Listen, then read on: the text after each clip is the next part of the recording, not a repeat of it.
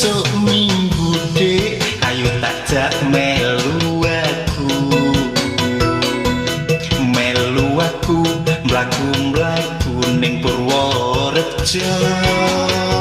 Kutha Purworejo dek, sakulon ayu Jakarta. Kutane resik tur akeh tempat wisata. Aku melu mas mlaku-mlaku ning Purworejo. Pengen ngerti endahe kutha Purworejo. Kutha Purworejo dik, akeh sing kondang ning kono. Yen siramu melu dijamin ora kuciwa. Tenane. Ora percaya apa? Buktekke.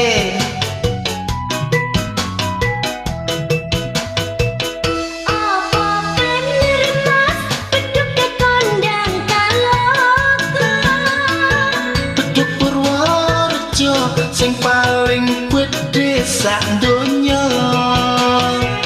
Ning endi wae mas tepate pariwisata. Kuat Seplawan, Pantai Ketawang, tekan Jati Malang.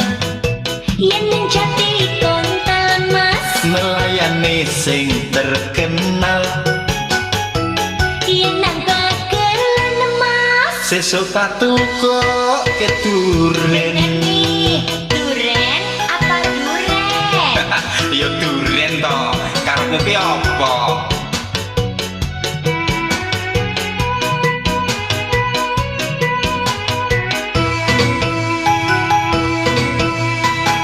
Sesuk minggu dek, ayo takjak melu aku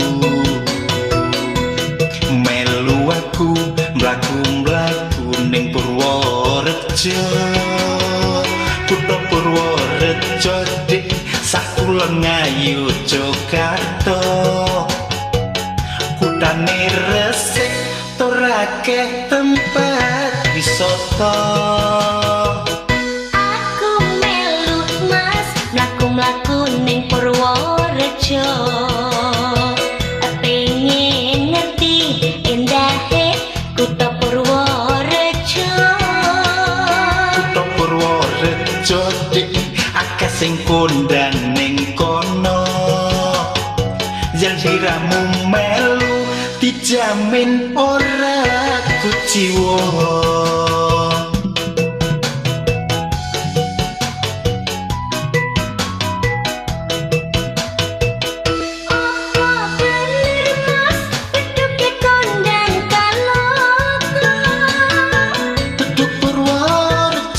Sing paling gedhe sak donya.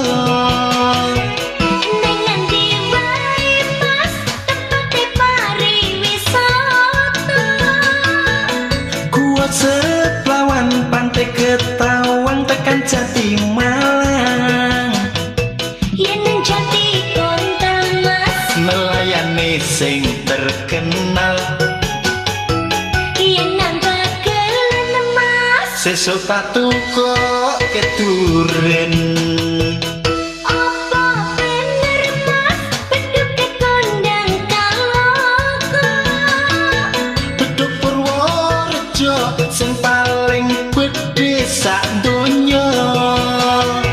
Ning endi wae mas tepate pariwisata.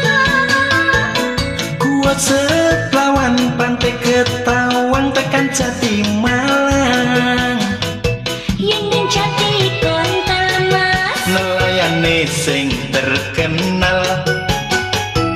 yen nang Bagelen mas Sesuk tak tukok ke duren.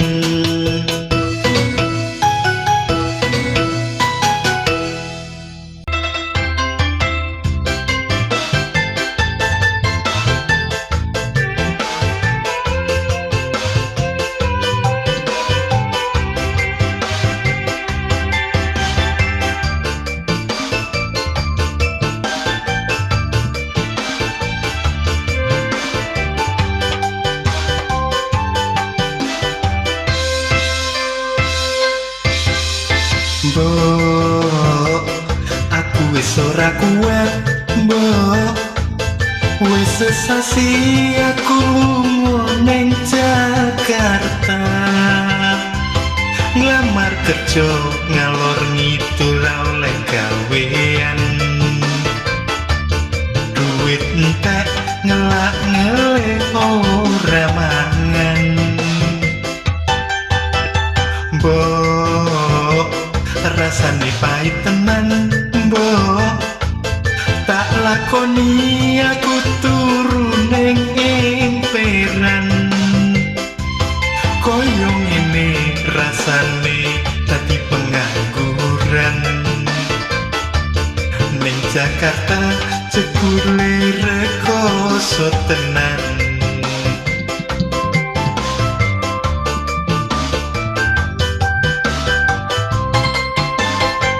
Yen koyo ngene becik aku bali desa. Nyekel pacul aku nandur palawija. Yen koyo ngene becik aku bali desa. Nandur jagung, nandur pari, nandur telo. Timbangan kutro uripku dadi sengsara. Sopo ngerti ning desa uripku mulya.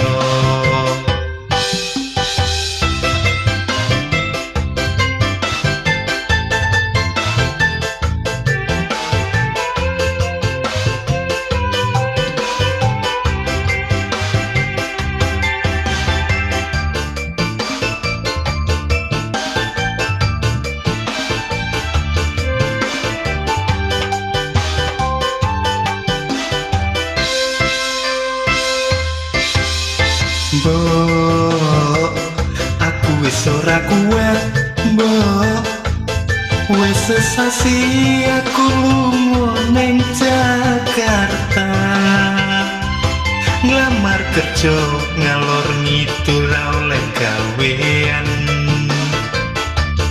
Duit entek ngelak ngele ora mangan. Mbok, rasane pahit tenan, mbok.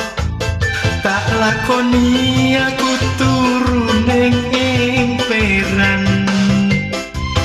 Koyo ngene rasane dadi pengangguran. Ning Jakarta jebule rekoso tenan.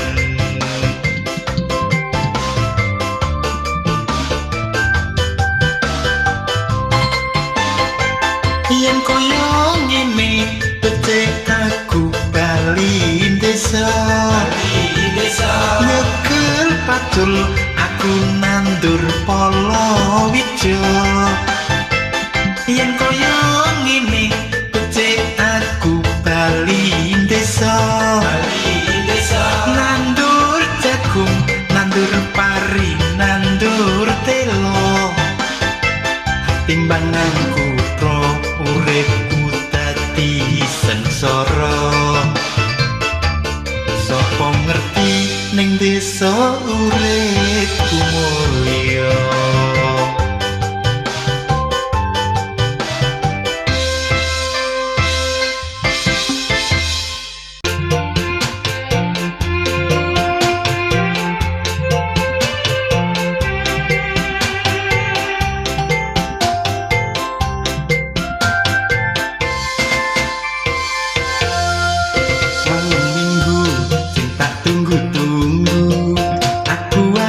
Nemoni kenalanku, kenalan baru lagi sebulan.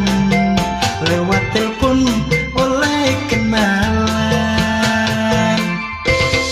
Ngajak janjian jam 7:30 nang kidul kapatan ngisor wit waru. Jare rambut dawa klambine biru. Wis ra salah mesti iki bocah ayu.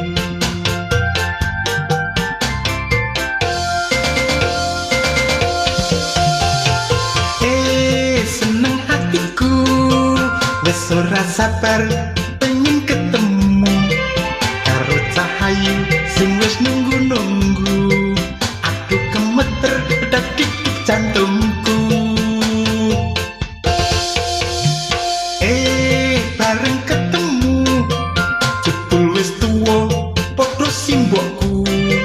Aku gemeter keringetku metu. Aku bingung terus tak tinggal mlayu.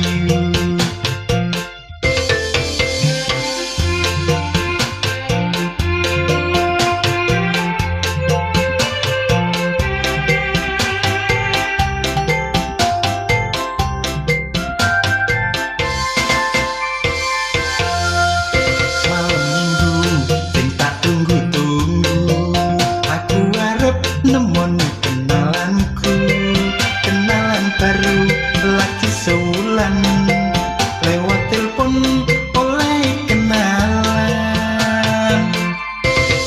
Ngajak janjian jam 7:30 nang kidul prapatan ngisor wit waru. Jare rambut dawa klambine biru. Wis ora salah mesti iki bocah ayu.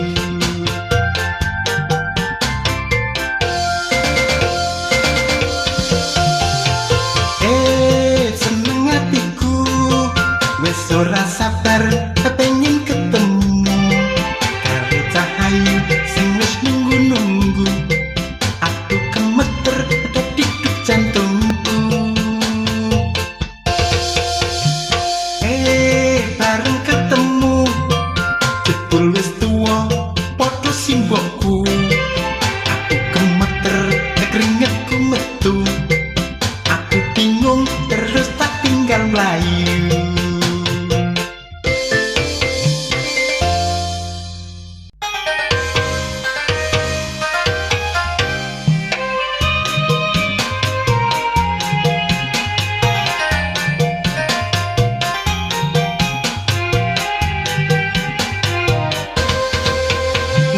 Terminal Purworejo ngeterke sliramu lunga.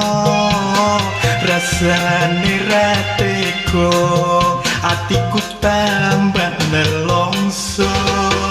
Ning terminal Purworejo sliramu ninggalke aku.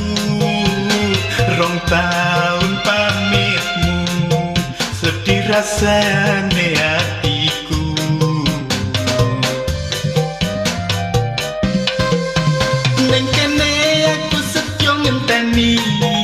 Nganti tekan kapan sliramu bali. Opo sliramu lali janji sehidup semati. Bingung rasane hatiku, rasa kangen aku pengen ketemu. Yen pengira bisa turu mergo mung mikir sliramu.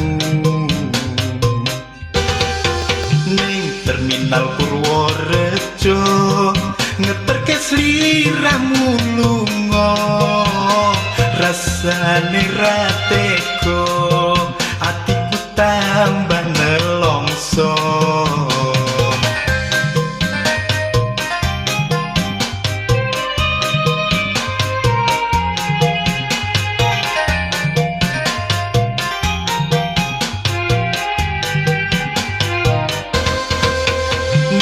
Terminal Purworejo ngeterke sliramu lunga. Rasane ra tega atiku tambah nelongso. Ning terminal Purworejo sliramu ninggalke aku. 2 tahun pamitmu sedih rasane hatiku.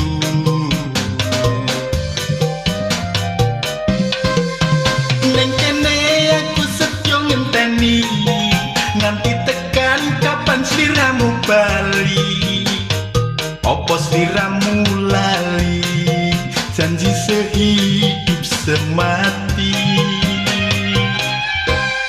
Bingung rasane hatiku, rasa kangen aku pengen ketemu yen pengira bisa turu merko mung mikir sliramu ning kene aku setyo ngenteni nganti tekan kapan sliramu bali opo sliramu lali janji sehidup semati bingung rasane hatiku rasa kangen aku pengen ketemu yen pengira bisa turu merko mung mikir sliramu